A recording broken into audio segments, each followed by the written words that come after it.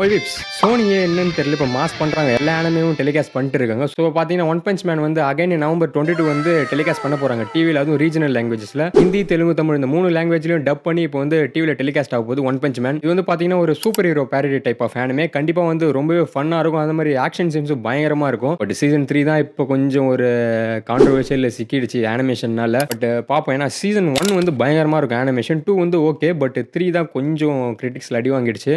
Wait பண்ணி பார்ப்போம், improve பண்ணுறதுக்கு சான்ஸ் இருக்கு. ஏன்னா இப்போ இந்த arc monster association versus hero association வந்து மாங்கால தாறுமாறா இருக்கும். அந்த ஃபைட் சீன்ல இன்டர்நெட் பிரேக் பண்ணும். குறிப்பா பார்த்தீங்கன்னா அது ஒரு பயங்கர ஒரு பேரடி சீன் பார்த்தீங்கன்னா கிங்னு ஒரு கேரக்டர் இருக்கும். அந்த கேரக்டர் நீங்க பாருங்க, அது செம ஃபன்னா இருக்கும். அந்த கேரக்டர் வந்து 58 ட்ரில்லியன் மான்ஸ்டர் வர்சஸ் கிங்னு அந்த ஒரு கேரக்டர், அந்த ஃப்ரேம்லாம் எனக்கு அனிமேஷன்ல எப்படி இருக்குன்னு தெரியல. அதுக்கு தான் வெயிட் பண்றேன்.